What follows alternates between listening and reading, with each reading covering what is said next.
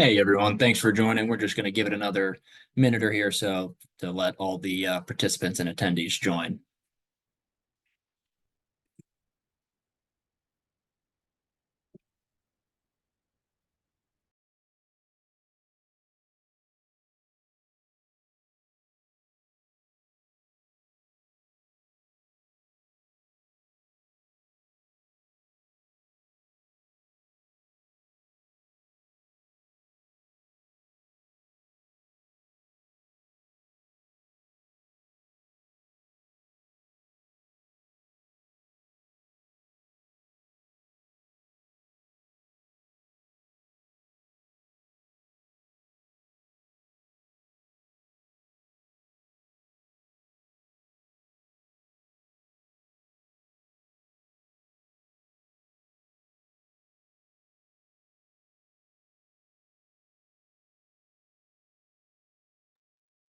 Looks like the number of people joining is starting to slow down.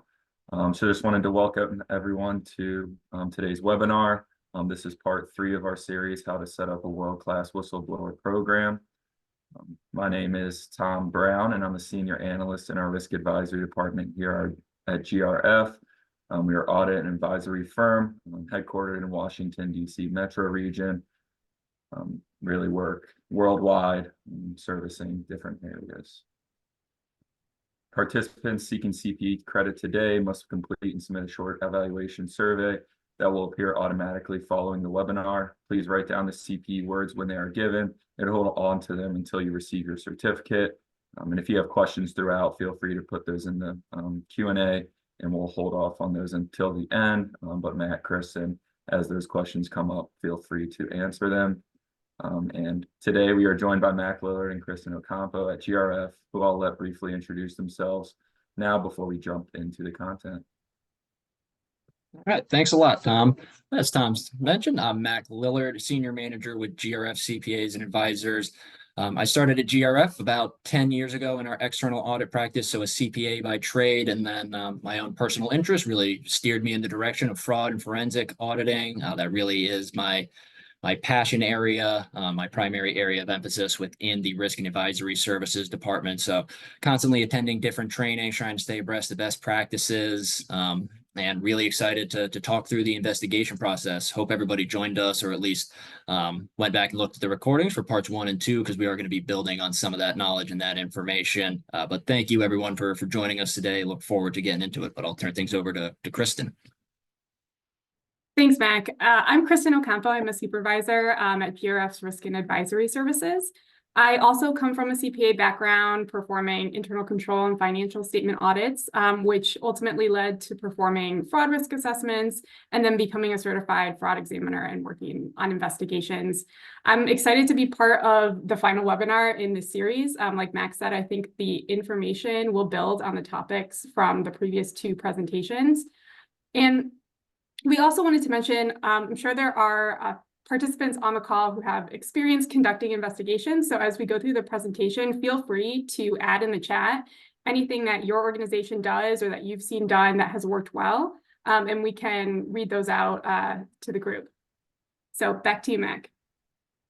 Cool, thanks, Kristen. And just a little bit more about GRF. As Tom mentioned, we are a full service accounting and advisory firm. We initially got our start doing traditional audit and tax work. I think we're in our 42nd or 43rd year of operations. And we really started expanding our service areas into technology, whether that be cybersecurity or technology implementations, enterprise risk management, internal audit, fraud forensics, and cybersecurity.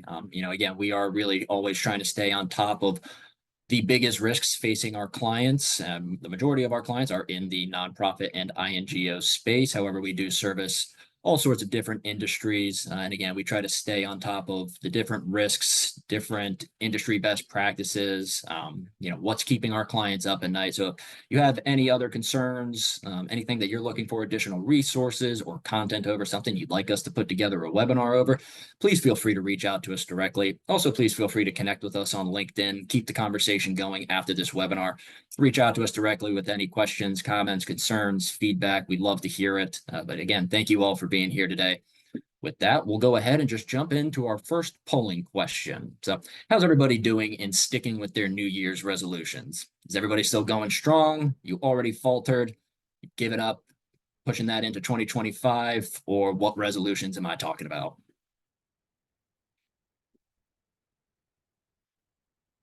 Please take a moment now to answer. While everyone is submitting their answers, I'll provide the first CPE word. The first CPE word is business. If you want to receive CP credit, please jot these words down because you will need them for the survey following the webinar. Again, that first CPE word is business.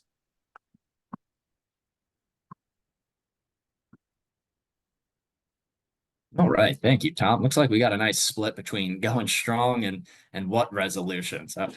Good to see a lot of you are still going strong. I always end up, my resolution is to eat better and exercise more. So I took that first step in finally throwing away the last like 3 handfuls of candy I had sitting around from Halloween. So I think that's a step in the right direction. I'll count myself as still going strong. But with that, let's go ahead and get into the material. So similar to our last webinar, we did just want to go through a quick recap of the first 2 webinars in this 3-part series. Again, if you didn't have the chance to join us live, and if you hadn't had the chance to review the recordings, please feel free to visit our website to look at those.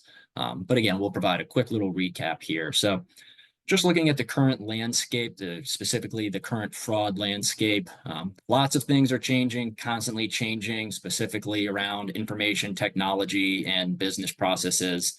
Organizations committed to fraud prevention, detection, need to address all of these different risks that are coming from digital transformation and through these changing in business processes, the new operating environment that everyone is currently living and working in. So we're going to try to focus on fraud from a couple different perspectives, really focusing on the financial statement fraud, but as it relates to whistleblower investigations and whistleblower allegations, obviously these do not always revolve around fraud or fraudulent activity. There's also other types of whistleblower allegations regarding equal employment opportunity, safety, and workplace environment items. So again, we're going to try to expand on all of these, but really focusing on financial statement fraud. So some of these changes in frameworks and regulations really influence some of these new best practices and a lot of the information that we're going to try to communicate to everybody today. So just to touch on a few of those, if anybody is familiar with the Institute of Internal Auditors, their 3 lines model, this actually changed during COVID around 2020. Went from the 3 lines of defense model to just the 3 lines model because it's important that we're not just on defense, that we are actually on offense. So this changed up sort of the presentation of those 3 lines and really focuses on the level of communication and the collaboration between the board of directors, management, and the internal audit department. Under the 3 lines model the 3 lines of defense model, the old model, risk management was kind of put into its own silo. It was looked at as its own department. But really what the new 3 lines model tried to emphasize was just the importance of enterprise risk management really trickling down to all of the employees within the organization. You may have a head of ERM or a director of risk management, but we like to say enterprise risk management, ERM, everyone is a risk manager. Everyone should be kind of staying on top of the risks to their department, their business function, and this should really be a collaborative effort as opposed to just delegating this to one individual. And if anybody, again, was familiar with the old 3 lines model, you notice that the lines of communication were going all up to the board of directors, from management, from internal audit, from those key business processes, all going upwards. And another one of those key changes was that now those communication arrows are going in both directions. It's extremely important for information to flow in both directions, both from internal audit to management, as well as internal audit to the board of directors, and from the board down to management and the internal audit department to, again, make sure that everyone is on the same page within the organization, that, again, this is a collaborative effort to implementing risk management activities to address the most strategic risks to the organization's strategic plan and their objectives and initiatives. There is also the COSO internal framework specific to fraud risk management that was released in the past few years. So if anybody's familiar with that COSO model or the CRIME acronym, which is your control activities, your risk assessment, information and communication, monitoring activities, and then the existing control activities. And that C is the control environment. I don't hear too many people use that CRIME acronym anymore. That was kind of popular, I guess, when I was going through my CPA exam courses. But I guess maybe using the CRIME acronym when referring to fraud risk management is kind of ironic. So maybe that's why they've done away with it, but it's always stuck with me and helped me remember that acronym. So again, the COSO fraud risk management framework is really an application of the overall COSO framework, but focusing specifically on fraud controls, the principles that go into preventative, detective, and corrective controls related to fraud and the risks facing your organization. In our first, I believe, our first webinar, we also talked a little bit about the new European Union Whistleblower Directive, which really establishes timelines for response and communication when receiving a whistleblower allegation, and that it also emphasizes the importance of non-retaliation clauses and having a defined process for addressing non-retaliation at your organization. So again, anybody who's doing work in the European Union or working with European Union partners, this is very important because this may actually apply to you. And as we kind of saw with GDPR back in, I guess, 2018 when that was released, General Data Protection Regulation, we do see something similar to the EU Whistleblower Directive becoming legislation or regulation within the US, as we saw again with GDPR.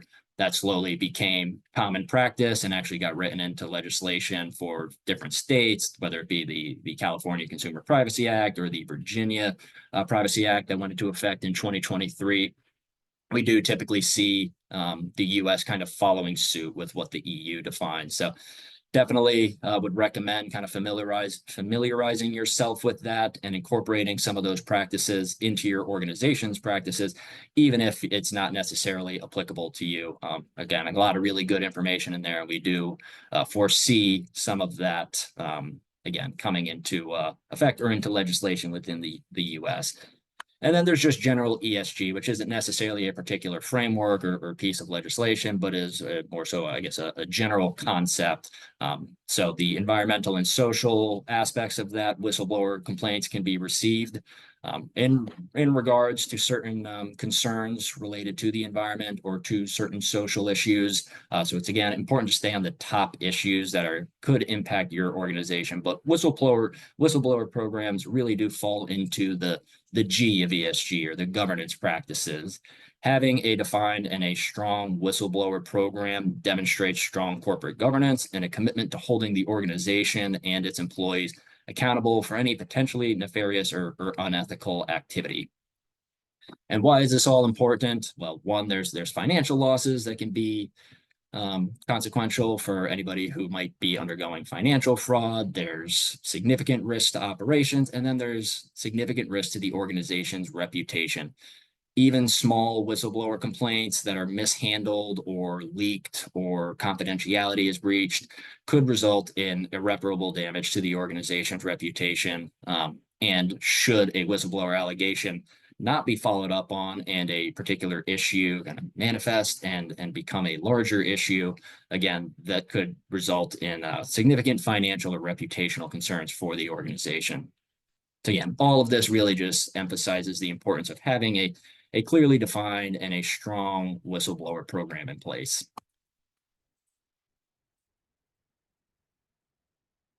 So just thinking about fraud deterrence now and in the future, deterrence is one of the most important elements of any whistleblower program. Just having a whistleblower program itself actually serves as a deterrent to anyone who might be considering committing any kind of fraud or performing any sort of unethical act. Again, it demonstrates a strong commitment from governance to establish that no tolerance policy against fraud.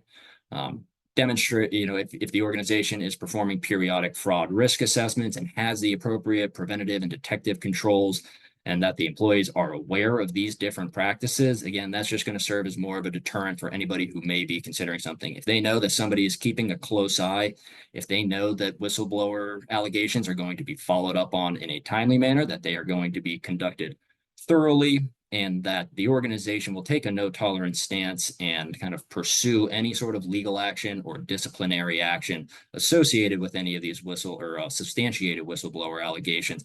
Again, all of this is going to serve as a deterrent for anybody who may even be considering committing any kind of fraud or acting unethically in any way.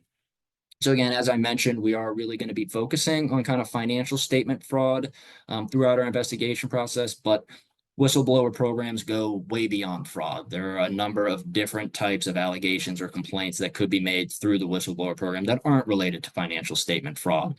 So here are just a handful of examples of that: workplace safety violations that create hazardous conditions or endanger employees' well-being, environmental protection. Again, looking back at ESG, some of those environmental concerns over whether or not somebody's accurately reporting CO2 emissions or their use of fossil fuels, or properly using their credits related to their environmental protection.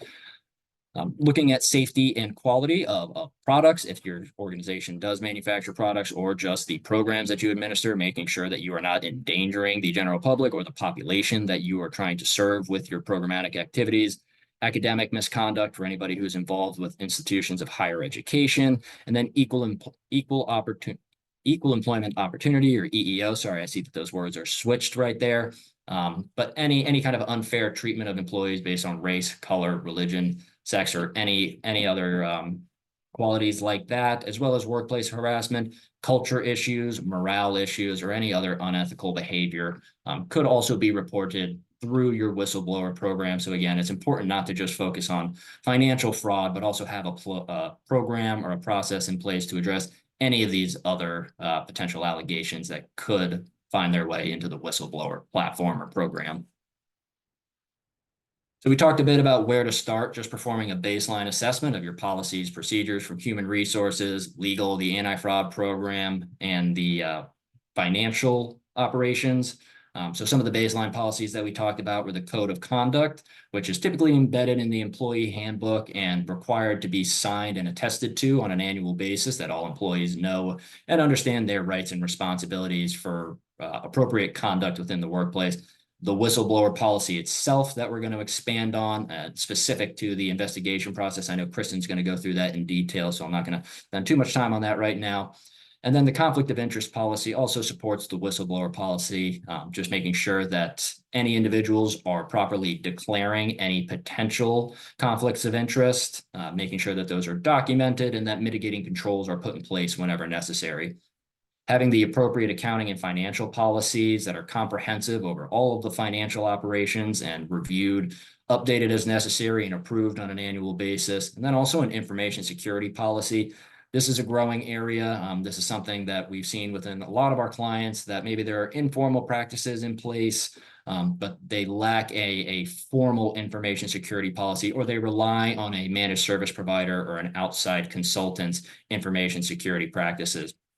Again, defining the practices within your organization, whether you're leveraging internal personnel or external consultants, managed service providers, is really important to document any controls for which the organization is responsible, or any relevant third parties are responsible.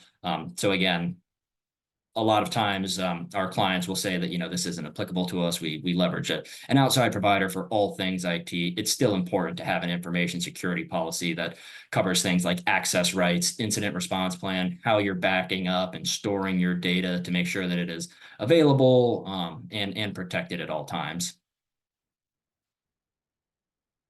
Again, just diving into the whistleblower policy itself, we kind of talked about some of the elements of that, really just going through the introduction, the scope of who this applies to, defining the whistleblower process itself, what the organization defines as wrongdoing, the reporting channels, as well as the reporting process. And when we're talking about this reporting process initially, how the initial allegation is received and handled. And then there's also the reporting process on the back end as to, once an investigation is completed, who and when do we now report the findings to. And we will be focusing on that back end reporting as part of today's webinar. So again, this is just some of the elements of a whistleblower policy, focusing on confidentiality, a statement that confidentiality will be maintained to the fullest extent possible.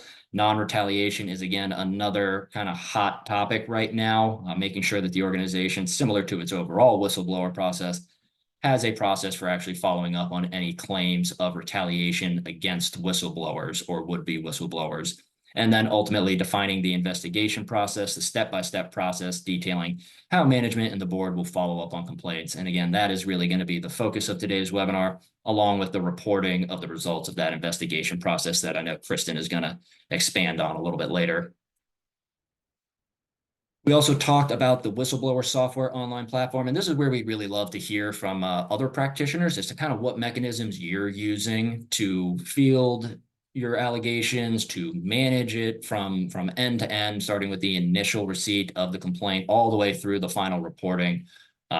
We've done a lot of research over these platforms, and they've really grown in popularity due to just all of the different capabilities that they provide. They're very user friendly, and they streamline the case management process from end to end, and they make it very easy to grant and restrict access based on need to know, so that only the relevant parties who have to have access to documentation or the case file have that level of access, and making sure that nobody outside of the investigation team or the investigation process can get access to that. They also have very high levels of security. As you know, there's a lot of sensitive documentation and sensitive material being shared as part of the investigation process, interview notes, things that may cause potential reputational damage or just impact relationships within your company should it be leaked or compromised. And again, these platforms are all based off of best practices. So again, they kind of define your actual whistleblower process themselves a little bit just through the way that they're set up. So if you don't currently have a detailed investigation process, but you're considering using one of these platforms, it's actually almost easier to implement one of these platforms and almost reverse engineer your investigation process by following exactly what you would do within the system. And that will help guide you in defining your process and setting that up. So again, a lot of value to be gained from using a cloud-based platform, but that is not the end all be all. There are still plenty of other mechanisms that you can use to manage your investigations from start to finish and make sure that you're properly protecting all of the information, documentation, and confidentiality associated with that investigation.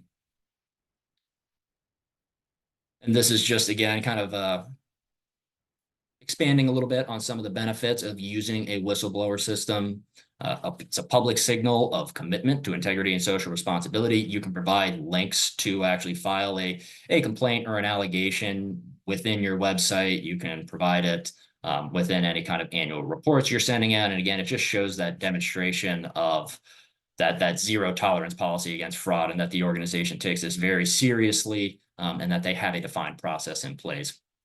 Also just prevents and mitigates any kind of liability, whether that's reputational, financial, operational, prevents the mitigation of those financial losses.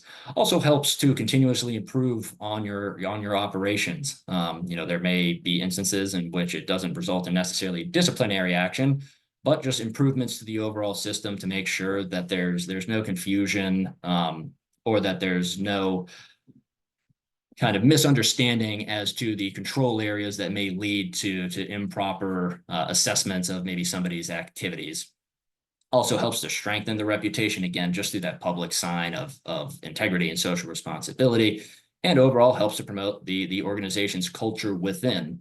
If I'm working for an organization that has a very strong whistleblower policy, takes it very seriously, and educates their employees on how to follow or how to submit allegations appropriately, again, that's going to be a good sign to me that the organization I'm working with, again, is just committed to that zero tolerance policy against fraud or unethical or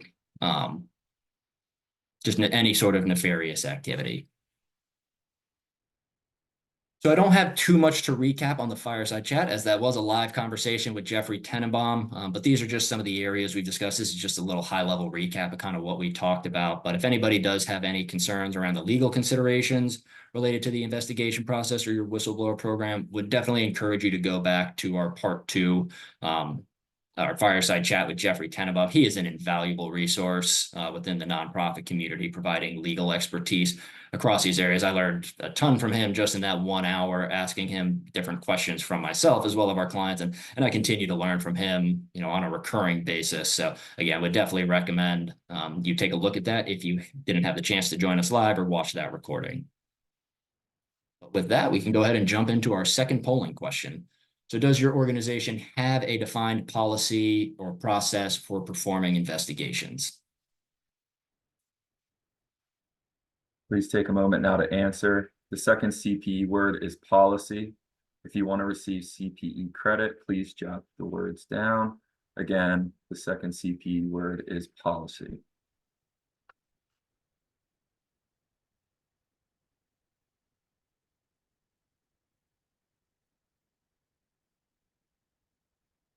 Right, so that is great to see that most people here have a formalized policy. Doesn't seem like too many organizations are operating on kind of an informal policy. And then we've got a little bit of unsure and performing investigations ad hoc.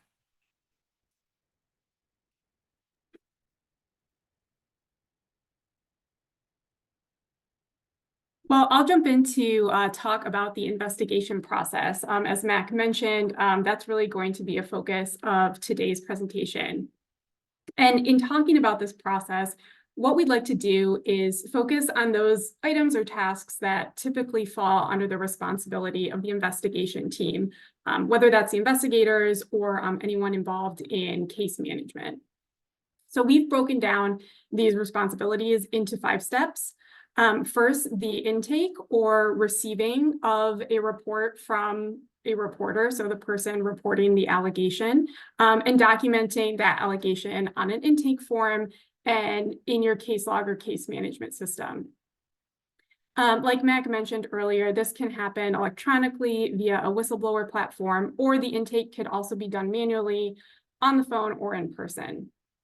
The second step is analyzing that intake in order to determine whether an investigation is needed. If the answer to that question is yes, then the third step is to actually conduct the investigation. After investigating, prepare and distribute the report of investigation. And then finally, to conduct follow-up if needed, and then close the case. On our next slide, we'll talk about ways that your organization can support your investigations team through those 5 steps. And one of those ways is to have a comprehensive set of policies, procedures, and templates that the team can follow. Earlier, Mac mentioned a whistleblower policy, which is typically an organization-facing document that all members of your organization will have access to. The policies and procedures that we're discussing here are sort of internal to the investigation team, only visible to that team to help them go through the process that they need to conduct an investigation. On the next slide, we'll talk about elements that your organization could consider including in an investigation policy. So this isn't a comprehensive list, but a starting point for your organization. So again, please feel free to drop in a note in the chat if there's something that your organization includes that we haven't listed here. So investigation authority, define who has the authority to investigate cases. We've seen this authority vary from organization to organization. Sometimes it's ethics, compliance, legal, internal audit, and sometimes the investigation authority is dependent on the type of case. So certain cases might be referred to legal, others to compliance. Qualifications and trainings, articulating what types of qualification and trainings your investigators should have. For example, a certified fraud examiner certification, or to be a subject matter expert, or certain previous experience. Third-party investigators, your document may also want to identify instances where having a third-party investigator could be used. For example, in a sensitive case where the in-house investigators may not be able to appear unbiased. And then finally, discipline can be helpful to note in cases where an allegation is substantiated. Some organizations may want to call out who is responsible for determining discipline. In some cases, that's not going to be the investigation team. That could be a separate discipline committee or another group of individuals, but it's helpful to call that out in the policy. On the next slide, we'll discuss some elements that you can include in your investigation procedures, such as case management. Items to include under case management would be how you make decisions. So when an allegation is reported, it's helpful to know what steps does your organization need to go through to determine whether or not to investigate an allegation. Case retention, so this is sort of document retention of reports that have been made of completed cases. I actually worked on a case last year where there was not a good case retention policy, and we started investigating an allegation, and while we were conducting the interviews, we discovered that there were actually previous instances of this situation that had occurred over a number of years and actually were reported, but the reports were not kept in a centralized location and not retained properly. And so we weren't able to have that background information going into the initial investigation. And then assigning investigators is another aspect of case management. Often these cases are time sensitive. So one practice we've seen work well is to always have 2 investigators assigned to a case. That way, if one investigator needs to step away for a family emergency or other situation, the other investigator can push the case forward. Interviews are another element to call out within your investigation procedures, specifically about whether your organization will allow or prohibit reporting of interviews. And for this, you'll need to consult with your legal counsel. In the United States, laws vary from state to state, and of course, laws vary from country to country. But it's good for your investigators to be aware of what they can and cannot do. And then on the next slide, a few templates, standardized templates that your investigation team could use to make their process more efficient. And these might not need to be embedded in your policies and procedures. These could be separate documents. But an intake form, that makes sure that however the intake is done, whether it's through a whistleblower platform or it's in person, that all the necessary information is received in order to make a decision on whether to perform an investigation. And then, of course, a template for the report of investigation to make sure that the report includes all the elements that your organization expects. And we'll talk about reporting more later on in the webinar. So I think now we'll move to the next slide where Mac will take us through the process to determine whether to investigate a report that comes in. Yeah, thank you, Kristen. And yeah, this is just really expanding on some of the information that Kristen just covered, just in regards to the initial steps to be taken once you have actually received an allegation, again, whether it's through a platform or whether it's in person.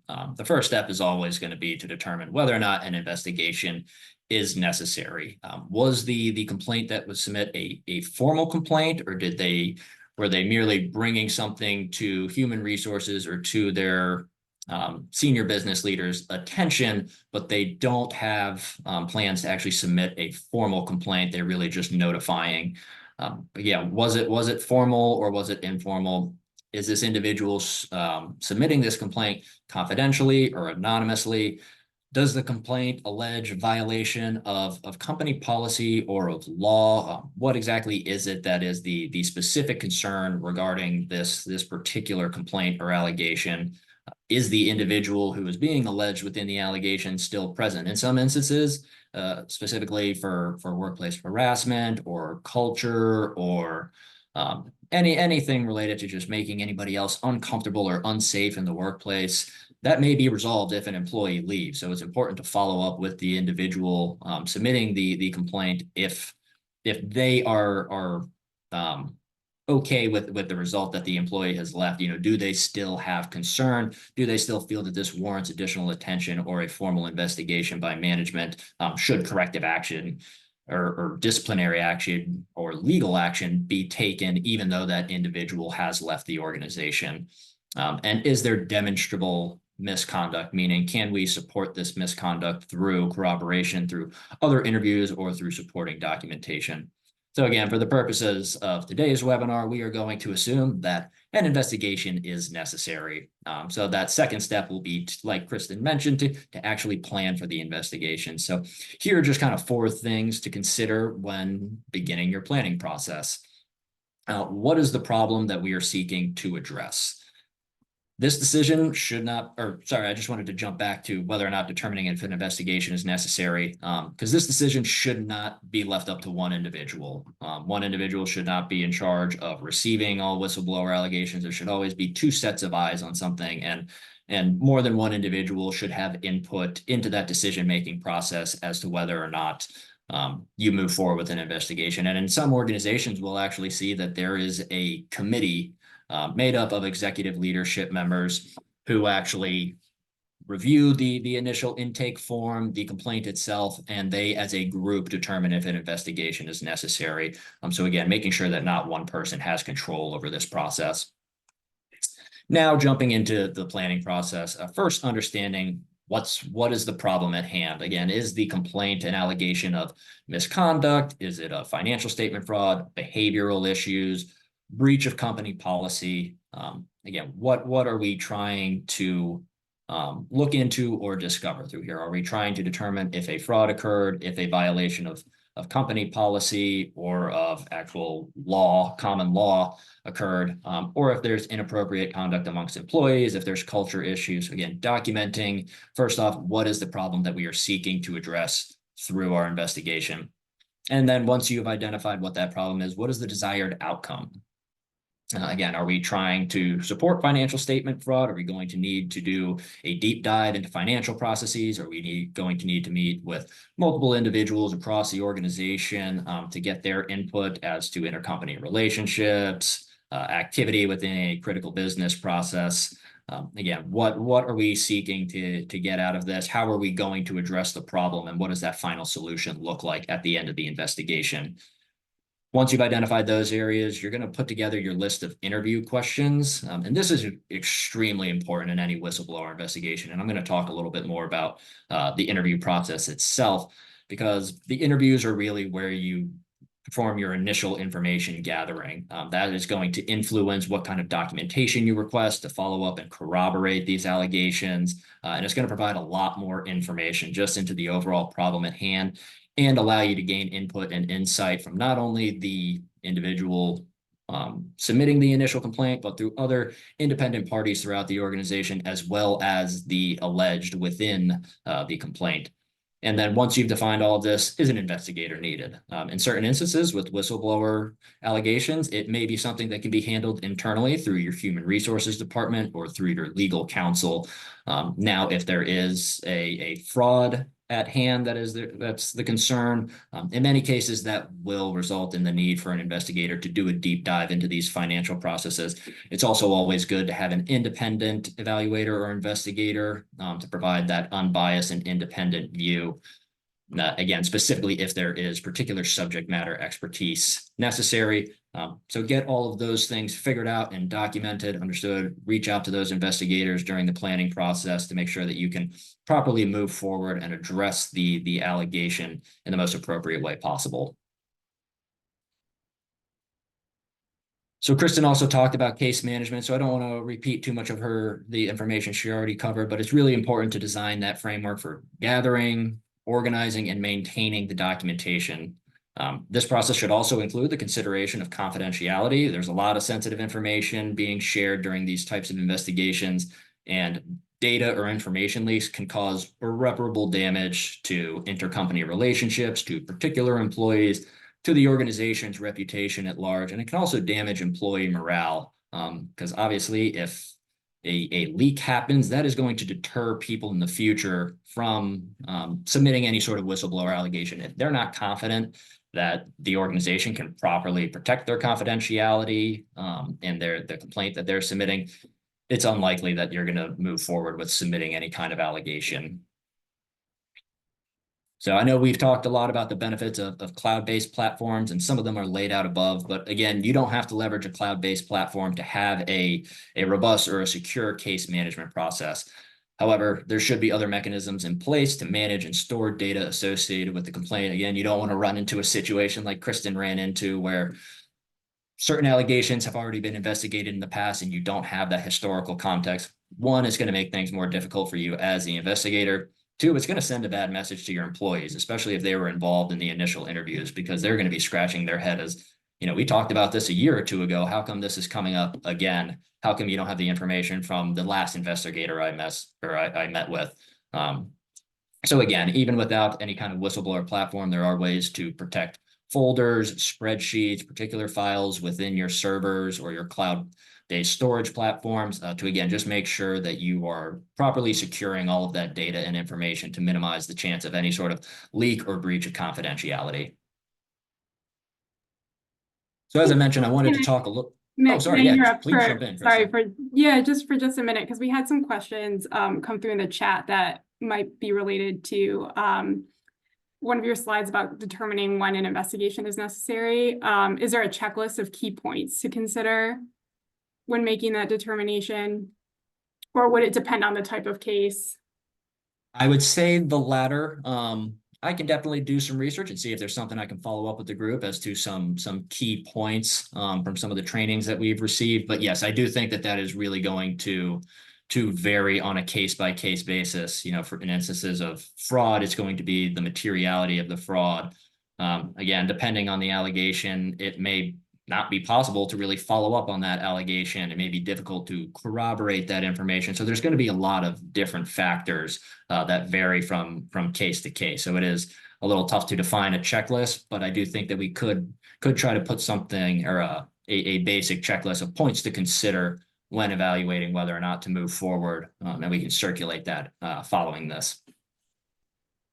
And then just reading the second comment that came through, talking to legal counsel and senior management about the desired outcome up front is very significant. If seeking civil suit, criminal conviction, insurance reimbursement to terminate the employee can alter the way the investigation is handled. Yeah, absolutely. Thank you for that point, John. And in some instances, the first step may actually be to reach out to an insurance provider, especially if it involves any kind of cybersecurity breach or anything that would fall under your insurance practices.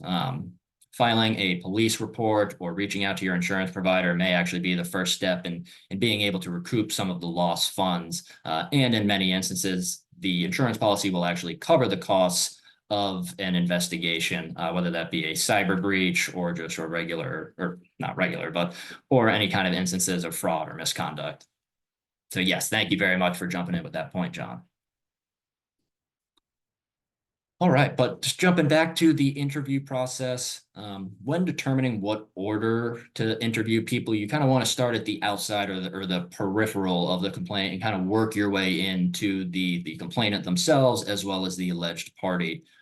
So just looking at a very basic example in which you're dealing with one complainant, one alleged party, you would really start with the senior most business leader, assuming that they aren't in any way involved in the allegation. They can provide more of an independent view of the department or the individuals involved in this. They can speak to the relationship between individuals who may be involved in the complaint. They can speak a little bit to company politics, who's friends with who, because again, that may influence the order or the individuals with which you meet. If you know that certain individuals who are friends with or not friends with the complainant or the alleged, again, that may impact the information you receive. So you may want to structure your interview order a little bit differently to, again, put those people who have close ties to the alleged or to the complainant kind of towards the end of the interview process and try to start with more independent parties throughout the organization. Then again, in this is simple scenario, after meeting with the senior most business leader, you would then meet with the complainant to gather more information regarding the complaint itself, processes involved, events, any kind of documentation they have to support the allegation if this hasn't been provided during the initial intake process. And then you would also meet with any witnesses named by the complainant to corroborate their story. It may also be necessary, to go back to the senior most business leader to see if, again, they would recommend meeting with anybody, because it is possible that, again, depending on company politics, the complainant could just be pointing you in the direction of people that they have very close friendships or relationships with. And again, trying to get the most independent, unbiased, and objective opinions and insight into the organization is really important to make sure that the investigation is conducted properly. From there, you would meet with the alleged. And this, I know it can be an area of confusion, because some people, feel that the alleged maybe shouldn't be tipped off to the fact that somebody has submitted a complaint, but they obviously need to be provided the opportunity to defend themselves. So it is very important to meet with the alleged individuals, as well as any witnesses named by the alleged, to support any of their stances or their opinions. And then also, again, just provide another insight. So in terms of what questions to ask, we call this the funnel approach, where you start with open-ended questions and then you work your way into more direct questions. So just funneling down all of the information. And it's really important to ask different kinds of questions and to avoid certain questions.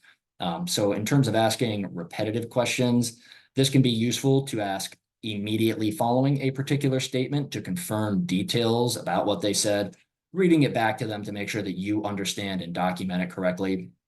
It might also be useful to follow up with the same question later on in the interview process. Once somebody has kind of changed their train of thought, if there's any concerns around, potential lying that might be involved, it's good to ask the same question later on in the interview process to make sure that those details all line up with one another, to make sure that there's nothing that was omit during the initial coverage, and making sure that, again, that everything aligns and that their story isn't jumping around. And then in terms of some questions to avoid, really focus on avoiding loaded, accusatory, or compound questions. So a loaded question is a question that already indicates a potential response. So for example, you might have, is it true that you and person X didn't get along? Well, that is already assuming that you know that they didn't get along. So you can change that to say, can you describe your relationship with person X? Changes it to an open-ended question, allows them to provide a response that doesn't already include any kind of indication that they didn't get along, or they did get along. And again, just provides the opportunity for a more objective and uninfluenced response.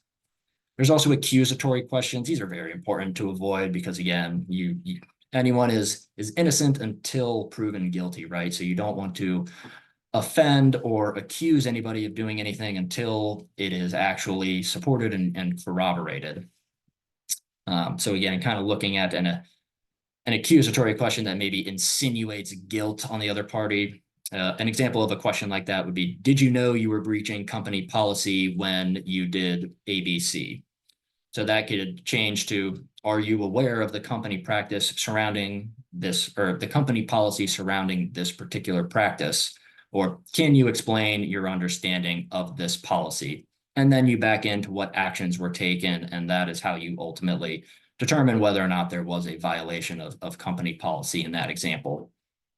And then compound questions. And this is something I personally need to be very conscientious about when planning my interviews. And again, this really emphasizes the importance of actually planning out your interviews, documenting all of your questions beforehand to make sure that, again, they read appropriately. You're not asking compound questions. The compound question is one in which you're asking multiple questions at a time. And sometimes I talk a little fast, I get a little carried away. So if I'm not being conscientious about this, I can definitely be guilty of asking these compound questions. For example, if you're asking, whether there was an accounting manual in place at the time of the alleged fraud. If so, what's the process for reviewing this annually? Who's in charge of it? And when was it last reviewed? In this example, you're asking 4 different questions at once. So again, it's important to break these down one by one, allow the individual the opportunity to respond, properly document that response, be an active listener, and make sure that you're not just rolling into your next thought, and you can provide insightful and useful questions to follow up with based on their response.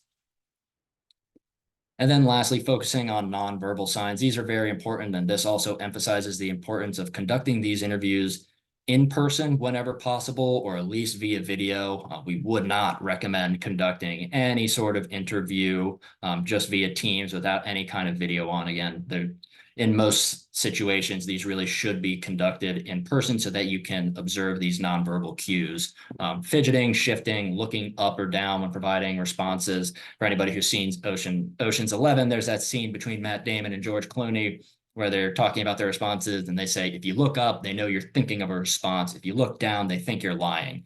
So those are the types of things to be aware of and to be cognizant of when asking these questions and watching them respond.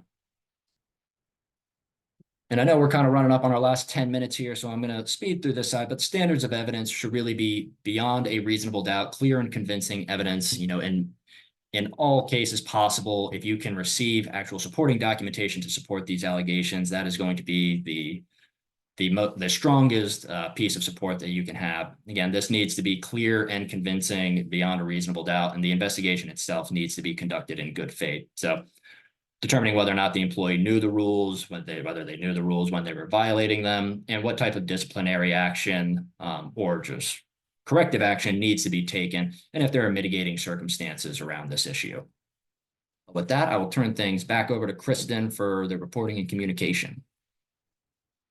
Thanks, Mac. And we actually had a question come through that you might be able to answer about interviewing. If someone admits to violating organizational policy or fraud, how would you get that person to put that admission in writing?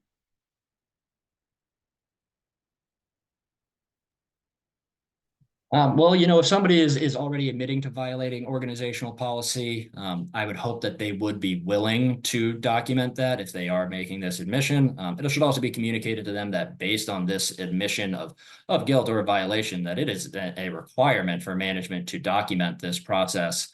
Again, I do think weight should be given to the fact that they are self-reporting. Again, especially if they didn't know of a company policy at the time, or they were unaware that their actions were going to have this effect. Self-reporting should be given consideration. However, yes, if they are already coming to you, I would hope that they're already willing to document this just based on their admission. If they are not, again, I would direct you to legal counsel to see what the appropriate mechanisms are to follow up on that and make sure that you corroborate that information. And if necessary, you may just need to launch an investigation into the issue itself. And come to a determination as to whether or not a fraud or a violation of policy truly did occur.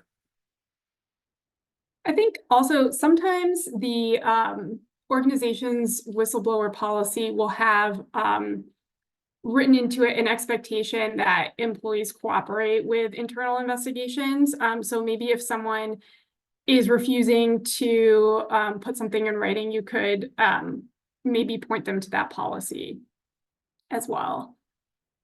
Okay, so we're going to go through quickly the reporting section of our presentation. I know we only have about 7 minutes left, so we'll go through it rather quickly. So your report of investigation is ultimately the part of the investigation that others will see. So it's a critical part of the process. In general, overarching terms, the report should be clear, concise, and factual. So sort of think like executive summary. When you're drafting the report, it should contain key information only. But remember, of course, all of your details of the work that you've performed, your interview notes, summaries of documentations that you've reviewed, should be maintained in your organization's case management system. And on the next slide, we'll go through specific elements that the report should contain. So key dates. For example, the date that the allegation was reported, the date the investigation began and ended. Also a timeline of events, sometimes a visual timeline of the events surrounding the allegation can be helpful to readers to digest that information. The report should contain the allegation investigated, the investigation scope, the individuals interviewed, although individual names should not be named in the report. You typically, a way to refer to individuals interviewed could be to call them the subject, the person who's the subject of the allegation, the reporter, the person who reported the allegation, or witness. The report should also contain a list of documents reviewed, and then, of course, the conclusion of the report, whether the allegation was substantiated or unsubstantiated. And on the next slide, we'll talk briefly about report distribution. In general, it's a best practice to make the report available within your case management system, if you have it, to your relevant audience, rather than distributing the report via email. And the reason for that is emails can be easily forwarded to someone who's not the intended recipient of the report. So keeping the reports within your case management system and granting access to appropriate users is a way to control who's getting that sensitive information. And then understand the needs of your stakeholders. So whoever, for example, is determining the discipline of the case may need your formal report that we just discussed on the last slide, but other stakeholders might need to see information in a different format. For example, the reporter, the person who reported the allegation, may need to follow back up with that person to let them know that the investigation was concluded and whether it was substantiated, but that person may not need to know, for example, all of the details of your report. A board of directors, they may only want to know the details of certain types of cases, and they may want a summary of the rest of cases. And then regulators and funders may have specific requirements of the details that they want to see and the timeline in which they receive those details. And then moving to the next slide, following up and closing the case, if necessary, have sort of a follow-up period with the reporting person, especially in cases where you're concerned about retaliation. And in general, whichever investigator investigated the case should be the same investigator following up with the reporter. And then, of course, the final step is to close the case in the case management system. And I think we have one more polling question. Have you ever written or read an investigative report? Yes, no, or unsure? And please take a moment now to answer that polling question. And that third CPE word is report. So if you want to receive that CPE credit at the end of the webinar, please write that down. And again, that word is report.